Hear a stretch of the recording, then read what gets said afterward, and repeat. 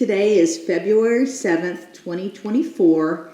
My name is Melissa Ackerman, and I will be interviewing Blanche Weinberger at Legacy Midtown Park. How are you today, Blanche? Good, very good. Good to meet with you. Could you tell me a little bit about about your parents and your grandparents, if you know about them, and anything about your early life? Well, I started a book and did a lot of research on my parents. I'm the youngest of five. My brothers and sisters were 20, 19, 15, and 10 when I was born. Okay. I was a little surprised. But my parents, my father was escaping. He had gone into the Russian army at 15 because they came to get his brother, who was very busy reading the Torah. He had no time to. And my father was very feisty. And he went for 5 years. Then he got out and he came home, and then they came to get him. So they hid him, and they told him to travel at night and go to Odessa. Nobody would know him, get a job and earn money and go to the States. He had a sister here. On the way, he saw some people working, and he thought they'd feed him, and he went there, and they did, but the owner realized he didn't belong there, and said, don't lie to me, tell me what's going on. He had a yarmulke on. Anyway, he said, if you will marry my daughter, because the Cossacks are coming, her dowry will be the passage to the States. So they met the next day at their wedding and came to the States. And that's why my maiden name is Cassid, because when they asked him, he didn't know English, he said Hussid, which meant bridegroom. And he went first to New York and did not like it, and found a landsman in Providence, Rhode Island, who lost his wife in childbirth. My father brought his sister over, and they got married, and she raised his son as her own, and they had two more. One became the governor of Rhode Island. So my father was very feisty. He was in business with the brother-in-law, and he wound up, he came to Dallas. Okay, and around when? Do you know? I was a year old, so that was 1933. Okay. And he was always in the middle of everything. I didn't even know it at the time. He was a founder of Golden Acres. He was a founder of Dallas Hebrew Free Loan Association. What was your father's name? Sam Cassid, K-A-S-S-E-D. Okay. And he was a deputy sheriff. He was busy. Okay. And unfortunately, I think I take more after him than my sweet, quiet mother. So he was involved in several organizations and worked and did all kinds of... And we went to a good asylum, which was the Orthodox. And I went to Hebrew school. And where was that located? On Forest Avenue, okay, which is where we lived at one point. Okay. Lived in South Dallas on Park Row, South Boulevard, Wendelkin, Forest Avenue, and went to Forest High School. Okay. Grade school, colonial, and graduated and but I was 16 and the baby, so I had to go to school here. And Hockaday at the time had a junior college, had a scholarship there, and then SMU. But I got married at 18 after 2 years of college, and he went overseas in the service. Tell me about him. He was a good dancer. That's what you look for when you're a teen. What was his name? Morris Steinberg. And he came back from the service, and we were married for 10 days, and he was gone for a year. And when he came back, his father died very young. He was only 25. And it was a dress manufacturer. It was called Dallas Sportswear. And my husband went to work there. Yes. And we had 4 sons. And if there was a PTA or a sisterhood or Hadassah or B'nai B'rith, I was president of it. Okay, and where did you live? What part of town? Well, we started out on Northwest Highway. It is now Edgemere, but they were apartments. And then as we kept going north on Hillcrest, we lived first on Chevy Chase. Well, no, first we lived over near Inwood and Lover's Lane. Mhm. And then his father died very young, and we moved in the next block to his mother, you know. Okay. So she was,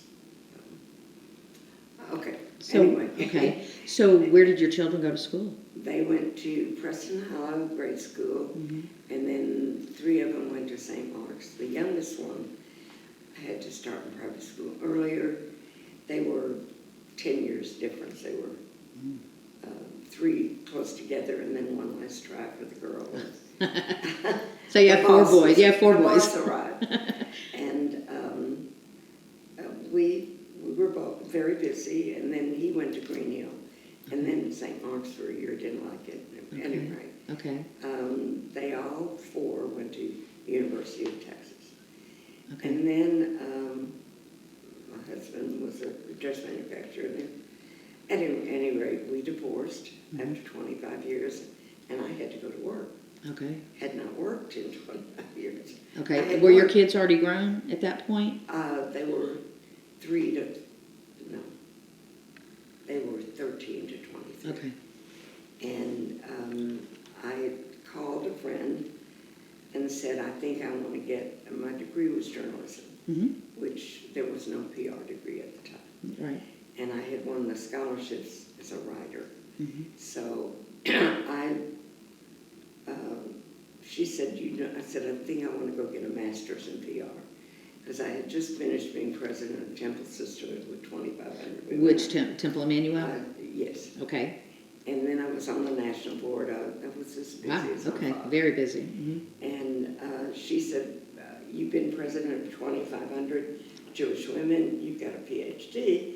Come help me with the USA. Didn't want you to bother going back to school for that. Okay. Come help me with the USA Film Festival, which I did. Oh, And I learned I'm much more organized than you would think, but I am. And somebody was watching from Tracy Locke, known as who, and asked me, the chairman of the board was the National Media Relations chairman for the American Cancer Society, and didn't have time to do it. He was a big name. And they said, if you do it, we'll pay you. I thought that was pretty good, and I did. Didn't meet him until I won him 4 awards. okay. And he came in and he said, I don't know where you came from, but you're going to go to Houston and get my awards and come back, and this is your office. It was the biggest agency here. Which one was it? Tracy Locke. Advertising.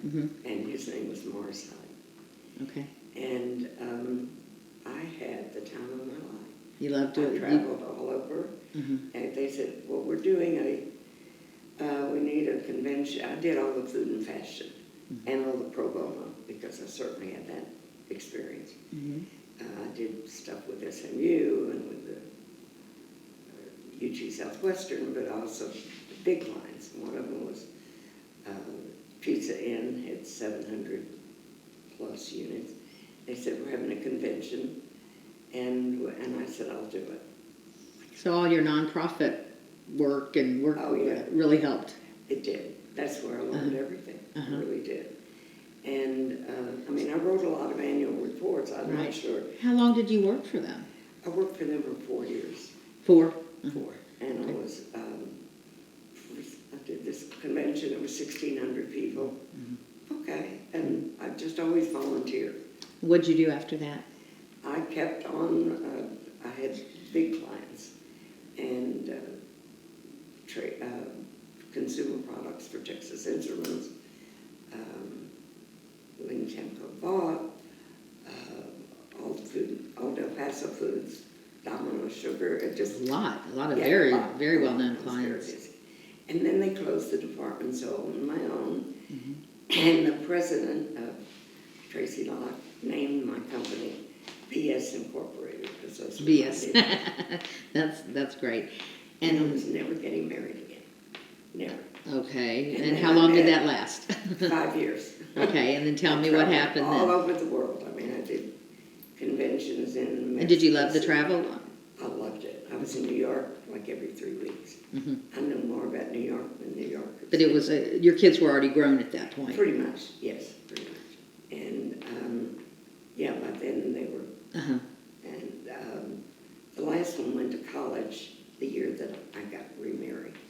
so tell me about who you I remarried. married Saul Weinberger, who had been widowed and was also never going to get married again, and I was never going to get married again. And Where was a he year from? later, Where was he from? Originally was born in Germany and came, his father had passed away.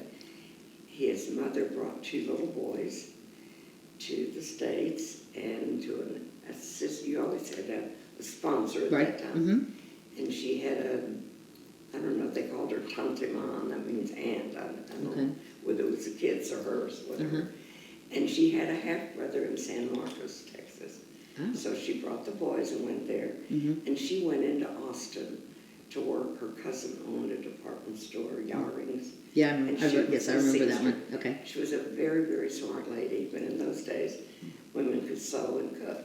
And the Jewish Federation sent her these 2 boys who wanted to keep kosher.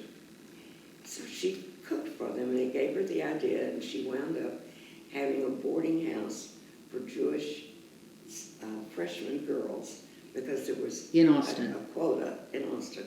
There was a quota of how many Jewish kids could live in. Wow. And educated both boys, one with a master's degree. That was something. Supported them, and she was very famous. Her name was Aunt Rosie.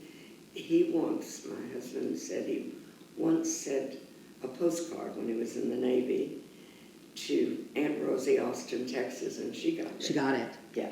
She was But that it well wasn't known. Today's a little bit bigger. Right, But you ask most women my age, they lived in Aunt Rosie's.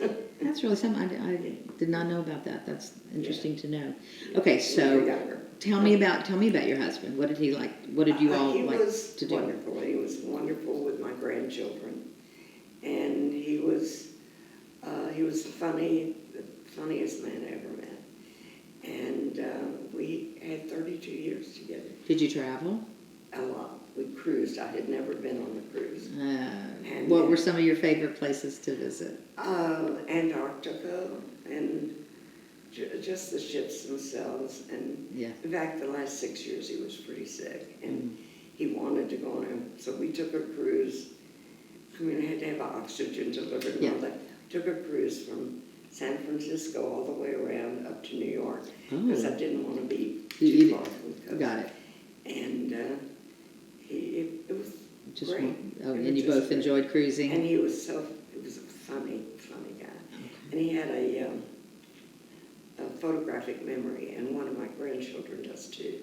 And he had her spinning a globe at the age of 3 and naming the capitals. Yeah. What kind of work did he do when he was He working? had a company that did insurance physicals. Oh. He had been,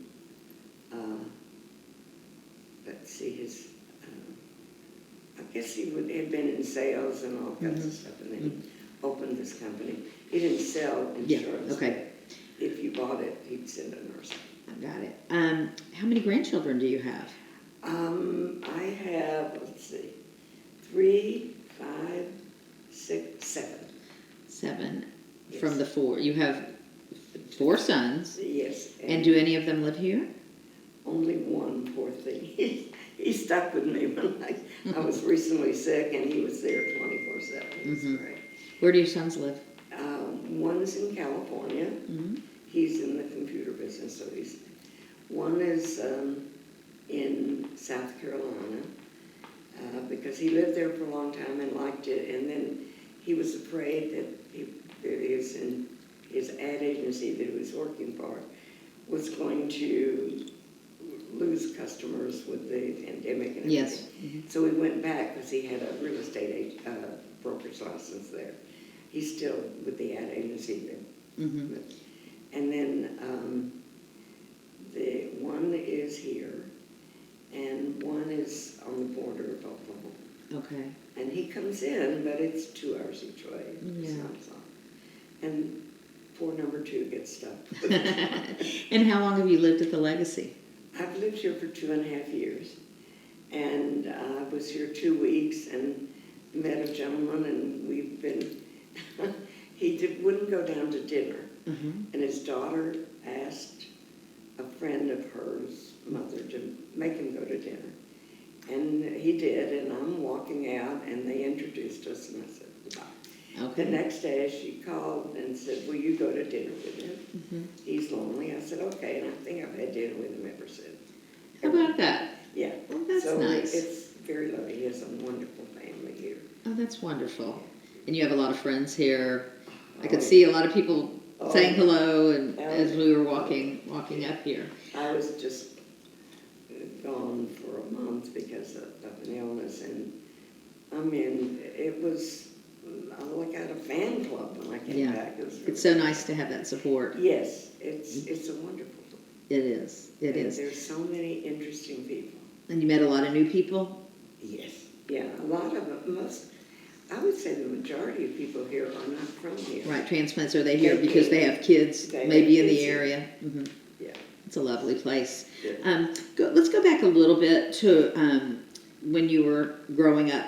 How has the Jewish community in Dallas changed over the years? Well, I grew up in an Orthodox synagogue. And then when I married, and it was on Forest Avenue, down the street, Agudasacha. When they closed, we went to Tiferet Israel, which was also still in South Dallas. Mm-hmm. And in fact, when my husband was first married, and he went overseas, I worked for Rabbi Olin and helped bring Rabbi Klein here. I worked for Temple at that. And then my husband and I joined Sheriff Israel because we didn't feel comfortable, I guess, that Tiferet was a little more Orthodox than we wanted. And when my oldest son was in the 3rd grade, I felt like a hypocrite because he was being taught something and I wasn't doing all of those things.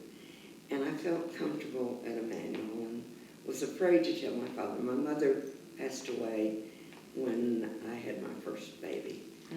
And he was 6 weeks old. Oh. But I was raised like a grandchild. By the time I was 8, everybody was gone. I had 3 brothers in the service and a sister that was married, and I was there. And they didn't ask much of me except make good grades and be a good girl. You know, that's all I had to do. And it was a very close-knit Jewish community. Did you tell me what your maiden name was? I forgot. Cassid. Cassid, you did. You Yeah, went through that. I forgot. not, Yes, you did. They made it up. So, did you grow up in a kosher home? Yes, I did. Okay. I did. And then, but I didn't keep kosher. Mm-hmm. Now my friend Jerry's kids are both kosher. Okay. So they don't let me do anything. You can't entertain. So, you ended up raising your family at Emmanuel? Yes. Okay. Yes, from the 3rd grade on. And Okay. they were confirmed, they were bar mitzvah, and there, but it was different than the way I grew up. And when I went to school at Hockaday, there were only 3 Jewish girls. And but Did you have any problems being Jewish there? No, and they were, I mean, I was on a scholarship to begin with, so I had to work in the office, which was fine, and you name it, I was president of whatever club. It sounds like I it. just started. Yes. You know. In fact, once I wrote the Christmas play, and somebody got sick at the last minute, and they wanted me to be in it, and I said, my father's not coming to sing. I don't think so. But my mother was very sweet and quiet. My father was, we were always at the synagogue, and I did not even know that he was a founder of Golden Acres. And when they had a dinner honoring them, my ex-mother-in-law was there, and I thought it was a mistake that they meant to send it to my ex-husband. So I sent it on to him. Then they brought me all the stuff. I should have been there. I didn't. Yeah. So were you involved when you were growing up in some different Jewish organizations? Oh, yeah. I was we didn't have B'nai B'rith, BBG. We had Yom Judea. And I would go to the regional conventions. Sounds like that was just in your blood. Oh, yeah. And then I had my sweet 16 birthday party, And my J was the guy who had been from Galveston, who had been the president, and I had been the secretary of the region. So that's how we knew the guy. Yeah. Did any of your kids take after you as far as loving to do the organizational work? Actually, no. The divorce affected them very badly. Okay. And but they're all very, they have a million friends. They're all, well, one's rather quiet, although his friends laugh when I say that. But they loved the Three Stooges, and I call them the Okay. Four Stooges. They're very, I mean, it's a TV show when the four get together. They're close? So funny. Yes, they're very different, but they're very close. What are some of the things that you're really proud of? I'm proud of raising the kids, very much so. I'm proud of the gentleman they've become. I really am. I think I had a lot to do with that. I'm proud of what I did for the community. I don't do as much now, I can. But, whatever, I was always involved in everything, and all of the sister. I think I'm a life member of Sheriff Israel Sister. I don't know, but it's, I'm 91, so I've done a lot. You have. Well, are there any other things that you'd like to talk about that I haven't covered? Well, I became an artist when I was 40. What kind of art? Oil, and a quite accomplished one. I always redecorate. And I had a friend over, and she said, we were playing bridge, and she said, you always put colors together. They don't usually go, but for you they go. Come to my art class. I said, I can't draw a straight line. I'm not sure I still can, but I took lessons with her, and I fell in love with it. What types of things do you like to paint? They call me a sky painter. Maybe it was because there were some rough years there, and I felt free. I don't know, but But you love doing I skies? loved doing it. And then I went to Brookhaven. Not that I needed the classes anymore, but you could go after 65. You go for $5 for a locker, and you don't pay anything else. I think they've changed that recently, but But that was a nice part, we yeah. had a group that we would have shows, and we sold a lot. You did. We called this Young at Art. That's cute. Do you have a lot of your own work hanging in your place? Yes, I do, quite a bit. Oh, that's Yeah, but nice. I've sold a lot. It's all over the That's world. wonderful. All over. You have trouble parting with it once you've done it? No, I don't even remember where some are. I have very good friends in Connecticut. Well, now they're in Florida, but they had this house, and I painted a painting there. I would go there and visit them all. And it's this magnificent home. I think that it was $12 million, something like that. And at the top of the stairs, anything would look good there for that day. Anyway, they were visiting, and I would bring paintings home, because oil takes a long time to dry, and sit it on my fireplace. And they were in town, and he said, I want that painting. I said, Steve, where would you put it? Because I'm quite familiar with their house.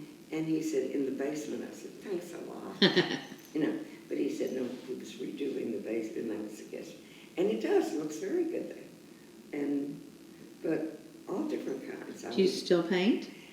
I have not painted since I moved here, and I have my art stuff. But it's oil, and I can't leave it downstairs. Oh, you can't. Yeah, and it's too messy to do in your place. I started it, but since I had this bad back surgery, I can't stand long enough. Yeah, but it's messy. The yeah. oil is... Well, I took a course. Yeah. I decided I was going to go back to it because I would have to go back to work, so I couldn't paint for it. So I would go to work, and then I would go back and start over. So I decided to take a course for beginners. We had to do something in black and white. And I could sell that 50 times. Everybody wants that black and white painting of clouds. It took me less than an hour. And That's funny. the teacher said, you are not a beginner. Would you please leave? So I had to leave. Have you done any other medium? I just was starting watercolors, which is You can do totally that the in your house. opposite. Yeah, Totally the opposite. but that doesn't make a I mess love in it. your apartment, yeah. And then something happened, and I haven't. I've had a. You've had a lot going on, but maybe you Yeah. will. Maybe you'll pick it up again. I'm going to. I have it out right now, in fact, in my apartment. I'd love to see some of your work Well, sometime. on our way down, I'm right by the elevator, Oh, okay. and you'll be surprised. I would love to see. And Okay. my first painting was 3 cross-eyed owls. It is so ugly, it's cute. Mm-hmm. But my other apartment was full of owls. Mm-hmm. And people don't understand why. And it looked cute in the kitchen, in Mm-hmm. that apartment. Mm-hmm. And that's one of my sons, who is the creative director. That's all he wants. When I die, that's what That's his. you're He's kidding. put his name on that one. Yeah, a sticker on the back. Okay. All right. Well, if there's not anything else that you want to talk about, Well, I think Dallas has changed so tell me about much it. Yes. since I was a kid here. Mm-hmm. I mean, I used to know everybody. Now there's so many more people. And my gentleman friend's family is Orthodox. And I go with them to paradise. Mm-hmm. I remember seeing my father up on the bim all the time. Mm-hmm. He has, and I had framed, which is beautiful. He's buried in his tallis, which was his father had given it to him, Mm-hmm. packed it when he was coming to America. Oh. That was in a bag with food and socks, I guess. Mm-hmm. And he's buried in it, but I have it has a name, the decorative thing, Uh-huh. and I framed it. Oh, beautiful. It is so meaningful to me. So That's nice. meaningful to me, because it meant so much to him. He was always up on the bed. Mm-hmm. I did not become that religious, but I respect it. Yeah, and it's a good memory from your past. Yeah, it is. And my mother was the sweetest woman ever. Very, very quiet. When I was 10, somebody came in to rob. She would walk me to school, Mm-hmm. get on the streetcar, go help my father. He had a little store on Deep Elm, Mm-hmm. the Jews were.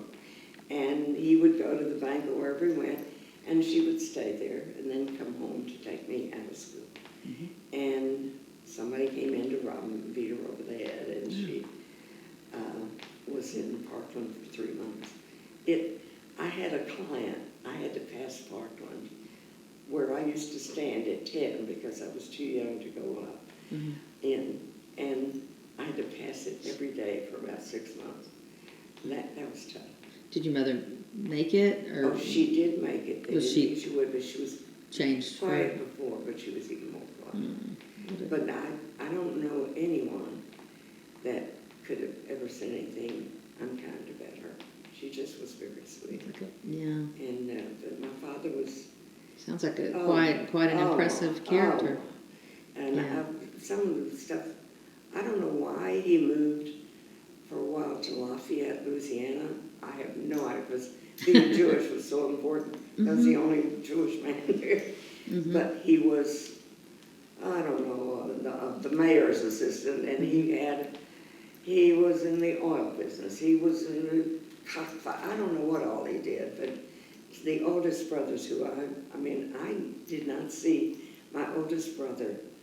He was 20 and married and had a son who's a year younger than I am when I moved here. I didn't see him again till I was 20. How many siblings did you have again? 4, but they were all Much gone older, by the much time I was older. 8. Okay. And having boys and worry about wars, Mm-hmm. my mother had 3 sons in the Pacific, and At the same how time. did she do that? But she did, and they met at one point. One was in the Navy, one was in the Army, and one was in the Seabees. And they met. And they managed to meet up? Yes, one time they did. The one in the Army was an officer and had never been overseas. Mm-hmm. And in order to be discharged, they had to fly him to Japan so that he could. Oh, okay. He loved the Army. He lived in Rhode Island all his life. He never lost the accent. Okay. But his kids, he had a son a year younger and a daughter that's 7 years younger, and her son's passed away now, but she and I are much more like sisters. You keep up with Oh, your very extended much so. family. We must text every day. And my sister was not too happy when I was born. At 15, I don't think you're too thrilled when your mother is pregnant. Embarrassing, Yes, I it think. must have been. And then, you know, I became the favorite, and I don't think she liked me. But we got along fine. As adults, we were all very close. As children, I didn't know who they were. So I never. There was a big age difference, yeah. Yeah, but as adults, we were all very close. And they're all gone. Oh. So nobody has lived as long as I have. And you're 91? Yes. That is wonderful. Yes. It sounds like you led a very colorful life, an interesting I life. have had some of the people I met.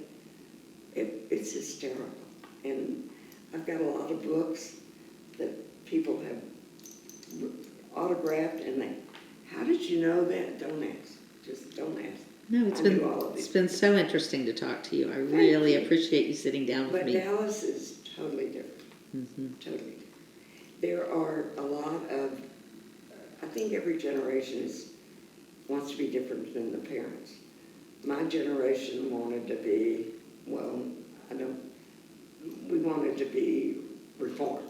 Mm-hmm. Then the next one becomes, and then now they have so many really orthodox young people. The Orthodox community seems to have really grown in the area. Mm-hmm. And they live in Arrows, and they're They do. very, very active, Mm-hmm. and very close, Yes, which is, that's it didn't fit in my growing life. faster than the other denominations, I think. Yeah.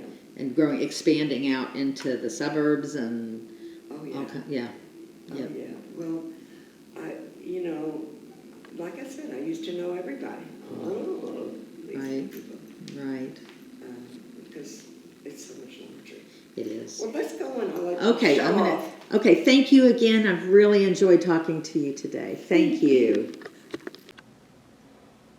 Today is March 6th, 2024. My name is Melissa Ackerman, and I will be recording an addendum to Blanche Weinberger's oral history. How are you today, Blanche? I'm good. Good to see you again. You want to tell us some more about the neighborhood that you grew up? Okay.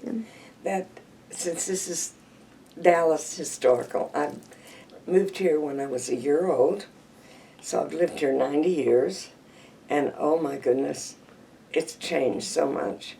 I lived lots of little places in the South Dallas, like all the other Jewish people at that time. And I lived on Park Row and Wendelken, and the biggest part of my teens were on Forest Avenue, which is now Martin Luther King. I was going to go take pictures of all the places, and most of them are empty lots now. And but I went to, first I went to John Henry Bowen School, and then we moved again, and I went to Colonial School, and then I went to Forest High.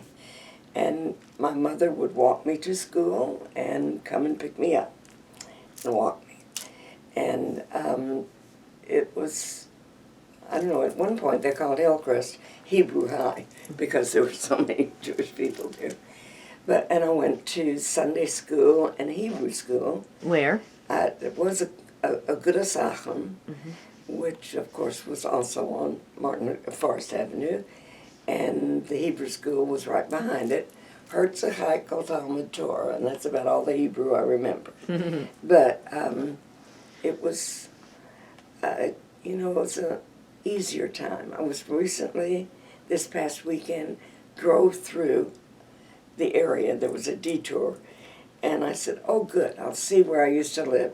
No way would I recognize it. It's changed so much. Well, it's been 90 years. But in those days, it was simpler. We walked. I think I had my first date, which was to a Young Judea dance or something. And we walked, except that the boy walked across the street from me because he didn't want to walk with a girl. That's a big difference now. And I went to Hebrew school, I went to Hebrew high school, this young man, worked his way through college helping kids study for their bar mitzvah. And I know that Kisei is a chair, and Hineni means I'm here. That's it. But it was a sweet time. And my mother would walk. There was a streetcar that went in front of the house. And she would walk me to school, and then she would go to help my father in his little store. And then she would come take the streetcar and come and get me again. And then I even walked to high school, which was also on Forest Avenue, further down. It's changed names, but the building is still there. Were there a lot of Jewish families living down there? Oh, yes, all the Jews lived there. And then, like most big cities, they moved to a different area. We moved north. And I was so young, and of course the baby. My brothers and sisters were 20, 19, 15, and 10.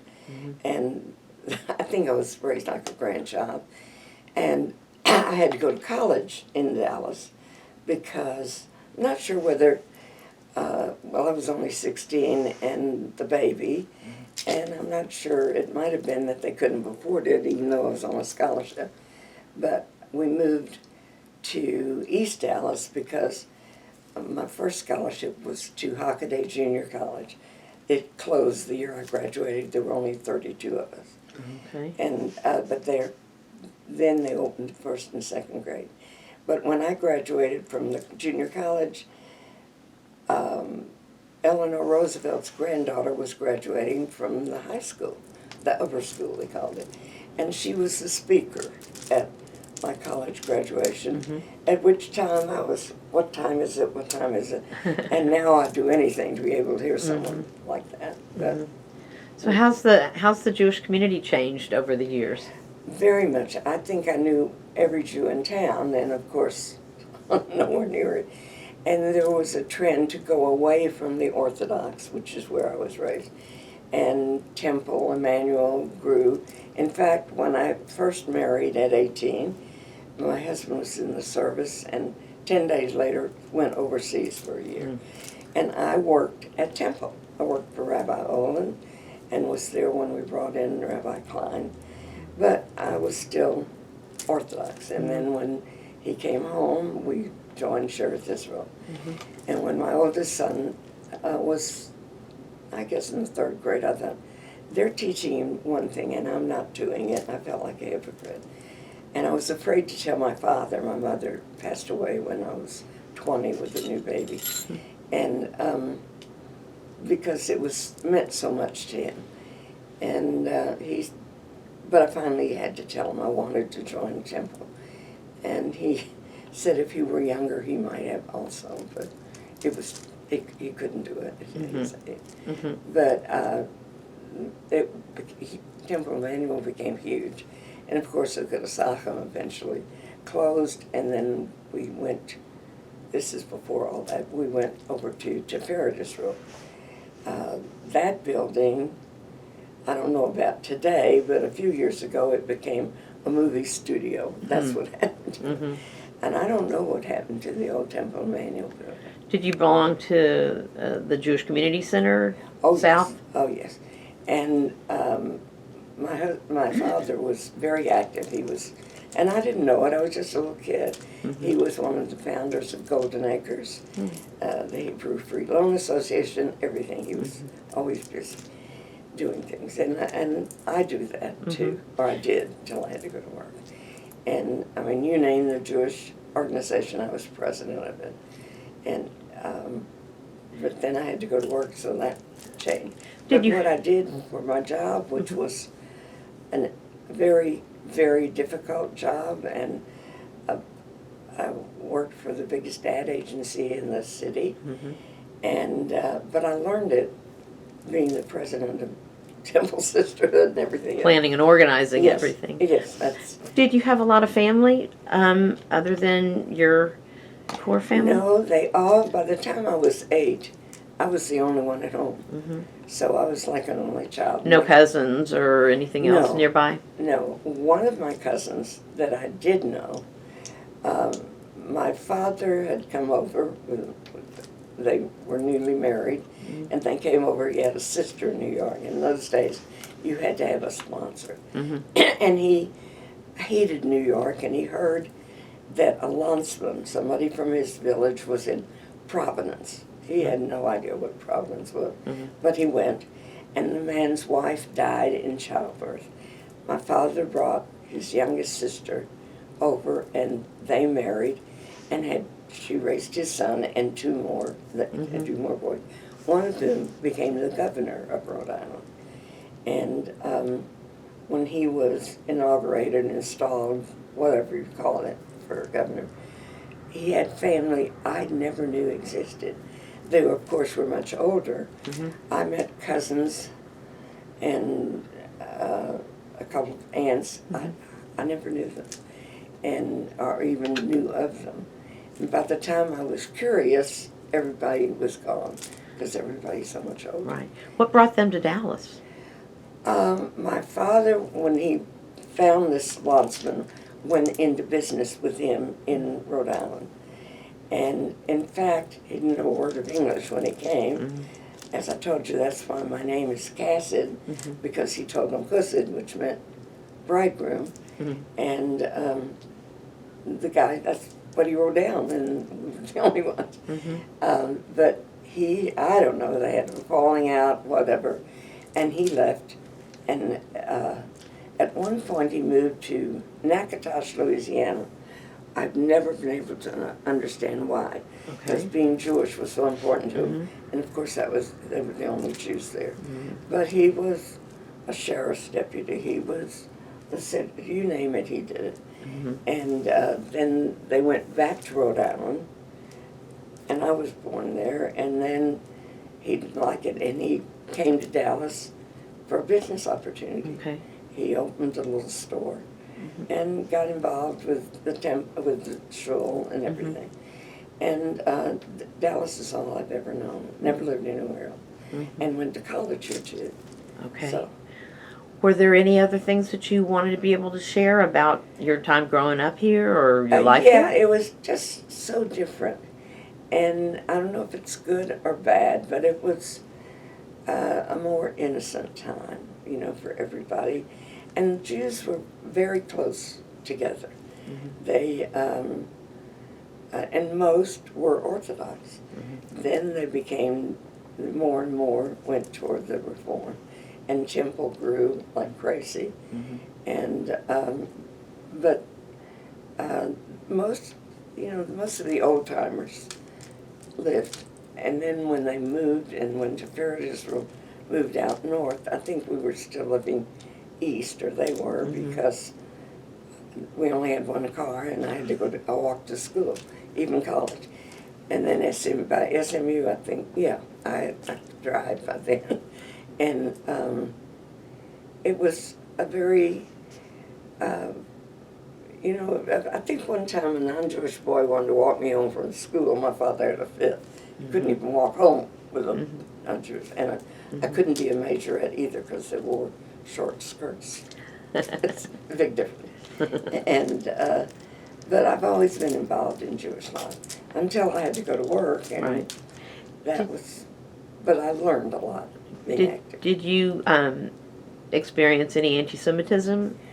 A lot of people ask that, and not much that I was aware of, except when I went to college. It was very small, and there were only two of us who were Jewish. And I remember having an alumni thing, and my kids were running around, and they're blue-eyed, they were blonde, except for one. And this woman says, "Well, is your husband Jewish?" And I said, "Yes." She said, "Well, where'd they get the blue eyes?" Well, you got blue. I'm not kidding you. I mean, she thought where she thought I came from, I don't know. But there was that. But mostly, because there were so many Jewish kids where I went to school, I didn't see too much of it. Now, unfortunately, it's terrible. It was even on the cover of Time, this last issue. We're in the midst of a mess. Yeah. We really are. Did you end up keeping up with a lot of the people that you grew up with down in yes. South Dallas? Oh, yes. all forever, in fact. But unfortunately, not many are still alive. Well, when you live a long time, And I had Yeah. 4 boys, and it was like a constant open house. If something wasn't going on with one, and all the kids were always at my house, never knew if I was cooking for 2 or 20. And I've got, I think, 6 that I call my other sons. They're my number 5s. They already know they have to be my pallbearers. And unfortunately, aside from one, none of them have a mother. So they're, everybody's passed away. So I'm very close to them, all of them. And most of them are still here in Dallas. that's good. Yeah, and mine aren't, but they're only one of mine is. So how would you like to close this today? I know you wanted to say a few things, so. I think Dallas is still, it was then, but as a kid I didn't realize it, a very vibrant, exciting place.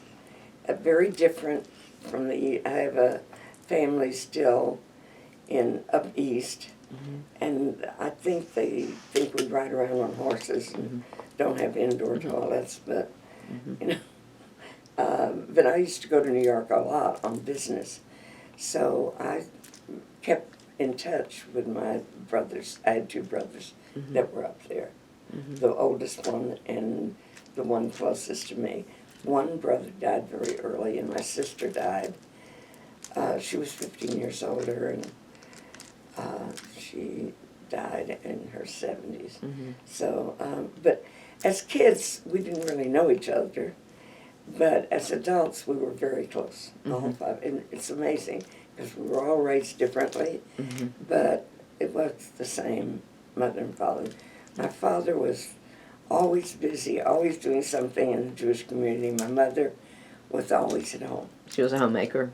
Yes, and I remember if something good happened, she had the little blue box, and she would put the money in there to thank God for it. I don't have a blue box, but I have a little thing, I put it in there because I've been very, very lucky. I've had a lot of things happen that weren't good, but came through it and grew from all of it. And I think most people, well, some of the people I went to college with, oh my God, the boys either became doctors, lawyers, movie stars like Aaron Spelling and all of that, or they went to jail. There really wasn't too much in the middle from my high school. And then a lot, they went to the Park Cities. So it's a very different city, but I think that the core, which is we can do just about anything, I think it's still here. I really do. Okay. Thank you so much for talking to me. I appreciate it. Thank you, honey. Thank you.